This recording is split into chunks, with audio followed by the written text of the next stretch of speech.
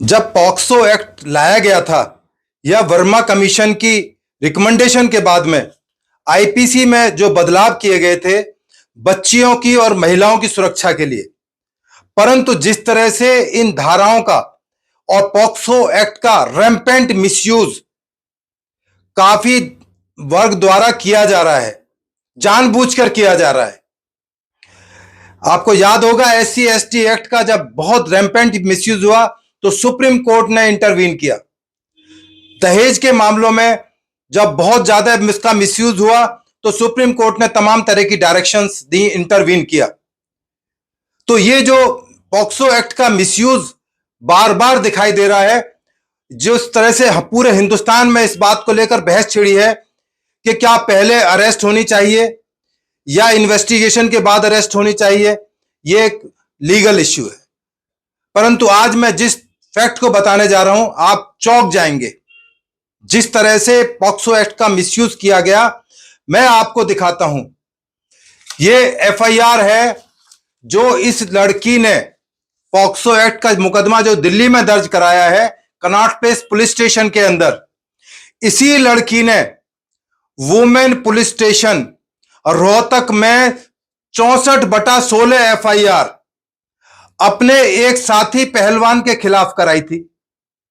धारा 354C, 509, 34 IPC और 8/10 POCSO act में वो मुकदमा दर्ज हुआ। और किस तरह से उसका निस्तारण हुआ मैं नेक्स्ट टाइम आपको उसका भी रहस्य को उद्घाटन करूंगा कि किस तरह से वो सेटल किया गया मामला। मैं आपको एक इंस्टांस के माध्यम से बताना चाहता हूं। मैं उस केस का पार्लियामेंट थाने में आईओ भी था एज एसीपी।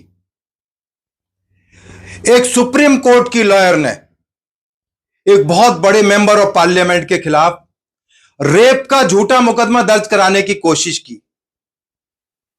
वो तो जो बड़े आदमी थे, जो मेंबर ऑफ पार्लियामेंट थे, वो तो अरेस्ट नहीं हो, पर लड़की को जरूर अरेस्ट कर लिया मैंने और लड़की सालों तक जेल में रही। हाई कोर्ट तक उसको जमानत नहीं मिल पाई। ये हनी ट्रैप जो केस हैं इतना रैम्पेंट होते जा रहे हैं समाज के अंदर। समाज की आंखें खुल गई हैं कि ये हो क्या रहा है, किस तरह से इंटरनेट का, सोशल मीडिया का मिसयूज किया जा रहा है और इस तरह से झूठे मुकदमे में लोगों को फंसाया जा रहा है। मैं ब्रजभूषण सिंह का कोई वकील नहीं हूं, ना मैं उनको जानता हूं, ना मैं उनका दोस्त हूं, ना उनका साथी हूं, परंतु दिल्ली पुलिस पर जिस तरह से उंगली उठाई जा रही है, बार बार उठाई जा रही है, तमाम जो अदालतें हैं उनके बारे में भी उल्टी सीधी बातें की जा रही हैं। खाप पंचायत पाप पंचायत बन चुकी है। अरे खाप का पहलवानों के से लेना देना क्या है? सुशील पहलवान भी एक ओलंपियन थे, आज वो जेल में पड़े हुए हैं। दुनिया के बहुत सारे बड़े बड़े प्लेयर्स जो गोल्ड मेडलिस्ट थे, ओलंपियन थे, बॉक्सर थे, जेलों के अंदर रहे, रेप के अंदर रहे। तो क्या यह माना जाए कि जिसको एक बार गोल्ड मेडल मिल जाए वो कुछ भी कह सकता है, कुछ भी सुन सकता है, कोई कानून उस पर लागू नहीं होगा? नहीं, ये गलतफहमी है। जो प्रकरण चल रहा है उसका रिवर्स होने वाला है, थोड़ा इंतजार कीजिए। कुछ घटिया पत्रकार, इंदर वशिष्ठ जैसे पत्रकार जो कलंकित करते हैं मीडिया को और अखबारों को, जो दिल्ली पुलिस को हमेशा बिना बात टारगेट करते रहते हैं, झूठ बोलते रहते हैं हर टाइम, उनके लिए ये आंख खोलने वाला टाइम है। पहले देखें, समझें कि क्यों हो रहा है, क्यों इन्वेस्टिगेशन की जा रही है। क्या इन्वेस्टिगेशन करने का अधिकार दिल्ली पुलिस को नहीं है? मैं पूछना चाहता हूं अपने साथी पहलवानों से कि उस लड़की को कितनी बार आप यूज करोगे पॉक्सो का मुकदमा दर्ज कराने में? 2 मुकदमे तो वो दर्ज करा चुकी है, दूसरा मुकदमा। क्या उसको हैबिचुअल कंप्लेनेंट बनाना चाहेंगे जिस तरह से हनी ट्रैप केस के अंदर लड़कियां करती हैं? इनके खिलाफ परजरी का मामला बनता है जो कि बहुत सीरियस एक ऑफेंस है, जो एक षड्यंत्र और हाई ड्रामा आप लोगों के द्वारा किया जा रहा है वो एक्सपोज हो गया है। आप नंगे हो गए हैं, आपकी असलियत समाज के सामने आ गई है। जो आप गंगा जी में बहाना कर रहे थे अपने मेडल बहाएंगे, आपने कुछ नहीं हुआ, केवल एक हाई ड्रामा था। आपको इतना ही ज्यादा अपना लगाव है इन तमाम चीजों से तो अपनी दिल्ली के जो भारत की सरकार है, जो आपको नौकरी दी गई है, आप उसको भी छोड़ दीजिए। करोड़ों रुपए आपके ऊपर जो सरकार ने खर्च किए आपको बढ़ाने के अंदर, खिलाने के अंदर, विदेशों के अंदर भेजा है, वो भी रेस्टोर कीजिए। आपको जो गवर्नमेंट एकोमोडेशन दी गई है उनको भी आप छोड़िए, तब मानेंगे आप सच्चे देशभक्त हैं और सही चीज के लिए लड़ रहे हैं। ये जो आपका नाटक है अब ज्यादा दिन तक चलने वाला नहीं है। मैं रेल मंत्रालय से, हरियाणा सरकार से, भारत सरकार से अपेक्षा करता हूं, उम्मीद करता हूं, रिक्वेस्ट करता हूं कि इनके खिलाफ डिपार्टमेंटल एक्शन लिया जाए। क्योंकि जब नए पार्लियामेंट का एक उद्घाटन हो रहा था, प्रेयर हो रही थी, पूजा हो रही थी, जानबूझकर एक सीन क्रिएट करने के लिए, देश को बदनाम करने के लिए एक टूल किट के सहारे उन्होंने जिस तरह से वहां पर पुलिस के साथ हाथापाई की, पुलिस के काम में इंटरवीन किया। दिल्ली पुलिस की एफआईआर दर्ज है, इनको इस एफआईआर में अरेस्ट किया जाए, क्योंकि तमाम चीजें वीडियो पर हैं और जो इनडिसिप्लिन एक्ट इन लोगों ने किया है और सरकारी नौकरी में रहने लायक नहीं है। मेरी तमाम जो समाज से रिक्वेस्ट है कि इन तमाम हालातों पर सोचें कि क्यों ना इन लोगों को अरेस्ट किया जाए, क्योंकि जो इस लड़की ने मुकदमा दर्ज कराया है इसके बयान 164 सीआरपीसी में मजिस्ट्रेट के सामने कलमबंद हो चुके हैं।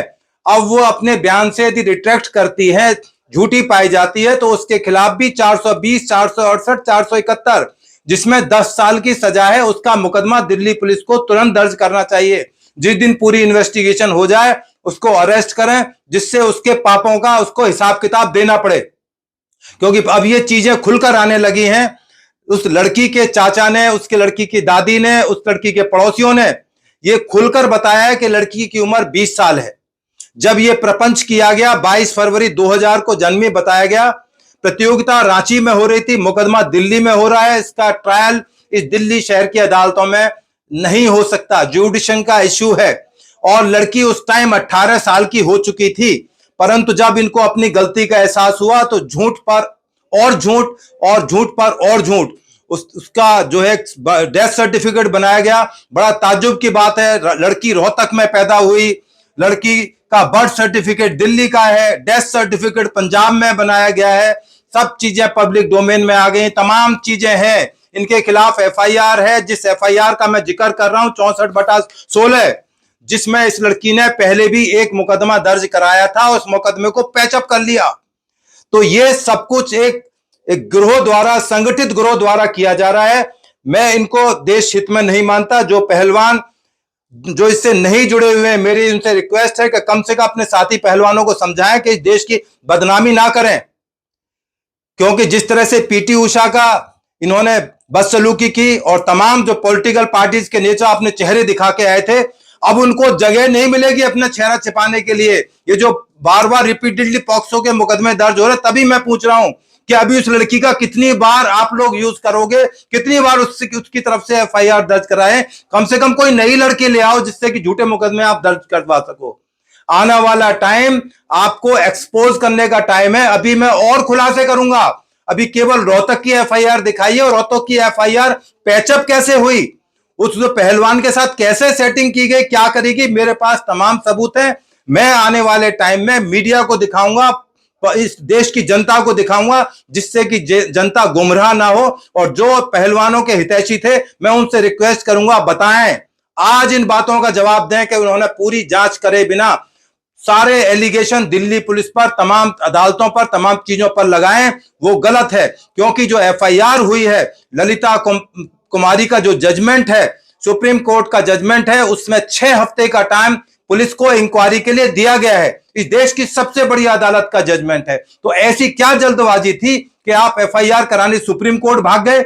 और हालांकि हमारे सॉलिसिटर जनरल ने उस चीज को इंटरवीन करते हुए पुलिस को डायरेक्शन दी, जिस बिना पर 2 एफआईआर दर्ज हो गई हैं। अब इसकी इन्वेस्टिगेशन पूरी होने दीजिए।